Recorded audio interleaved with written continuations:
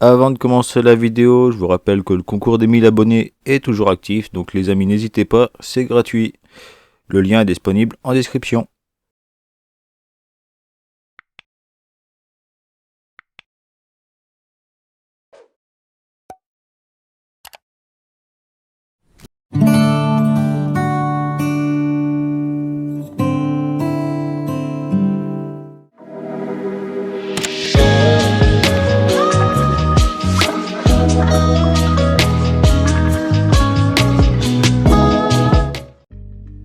Salut à tous, c'est Amnez, j'espère que vous allez bien. Moi pour ma part ça va nickel. Aujourd'hui les amis, on va faire un petit tour chez les Camponotus pseudo-irritans. Donc elles ont très bien évolué, hein. Comme on peut voir, il y a un beau tas de couvains ainsi que d'ouvrières. Et ça fait vraiment plaisir.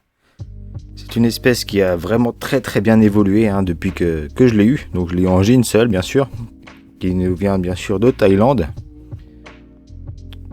Donc elle est magnifique cette jean, vous pouvez voir avec ses couleurs, ses reflets. Et puis elle mange très bien, comme vous pouvez voir, elle a sa physiogastrie qui est quand même pas mal grosse. Très belle couleur. Donc je vous ai mis un petit peu des images il y a quelques mois, hein. C'était en été, hein. Et regardez, elle avait juste une ouvrière, 3 cocons et des œufs de larves. Donc depuis, ça a vraiment très bien évolué. Donc en gros, il y a eu 3-4 mois qui sont passés. Et aujourd'hui, ça devient un truc de fou. Vraiment, ça a très bien évolué, hein. Donc c'est pour ça que je l'ai passé dans le nid. Vous pouvez voir, au début, c'était vraiment tout calme. Et voici ce que ça devient aujourd'hui. Vraiment une grosse évolution. On est passé de 1 à 12 ou 13 ouvrières, je ne sais plus. Et un tas de couvains qui ne cesse de diminuer. Regardez-moi la grappe d'œuf que l'ouvrière tient dans ses mandibules. Elle est énorme. C'est une très bonne pondeuse, hein. Sur ça, il n'y a rien à dire. Regardez-moi tous ces cocons là.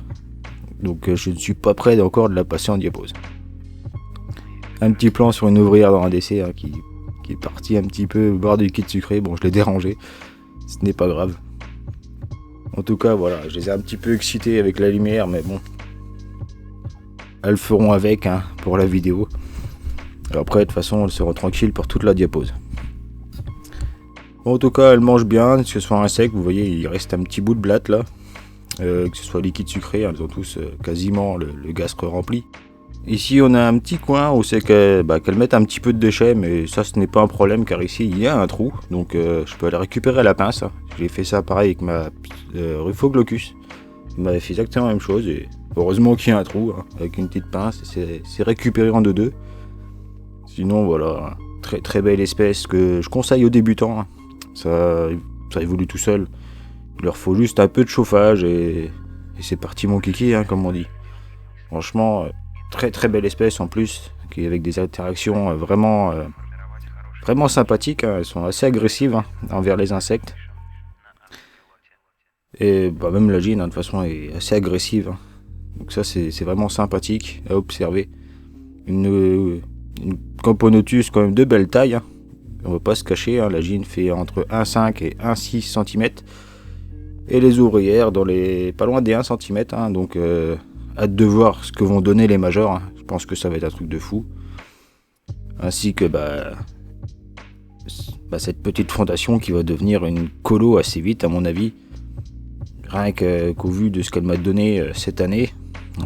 Vraiment très peu de temps. J'imagine pas l'année prochaine ce que ça va donner, hein. Donc voilà Madame Lagine avec ses colorisations, ses beaux dégradés, cette brillance, ces beaux petits poils là. Franchement c'est juste sympathique. En filmant un petit peu, j'ai remarqué qu'il manquait un bout d'antenne. Vous pouvez voir là sur la droite. Donc je sais pas comment que c'est arrivé, hein. J'ai pas vu ça avant. Il me semblait pas que c'était comme ça avant non plus. Bon après c'est pas grave, ça va pas l'handicaper plus que ça.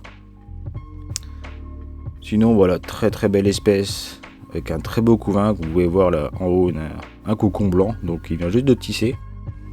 Donc ça continue, hein, comme là, l'ouvrière, la larve qu'elle tient dans ses mandibules qui est assez grosse, hein, qui va aussi pas tarder à tisser. Donc au bout d'un moment je vais devoir les mettre en diapose avec des cocons, hein, c'est tout. Vous voyez là, en plus elle est en train de laver la larve, c'est juste magnifique. On peut même observer que les larves sont aussi poilues.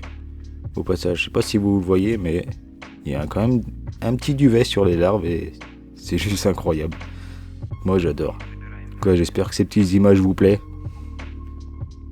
On va passer bien sûr après ceci un petit coup sur la DC.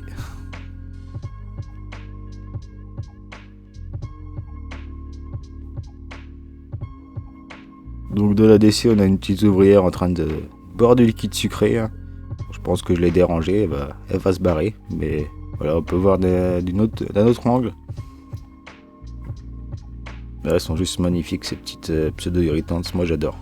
Franchement, je vous les conseille, hein, si vous n'avez pas ça en grand pot, prenez-la pour essayer, hein, et vous allez voir, vous n'allez pas être déçus. Ça évolue, mais à une de ses vitesses, et en plus ça a des interactions vraiment magnifiques. En tout cas les amis, moi je vais vous laisser là-dessus. J'espère en tout cas que cette petite vidéo vous aura plu.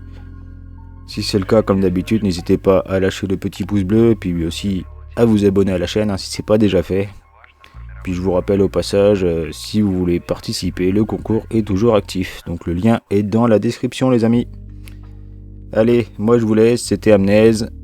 Ciao ciao tout le monde.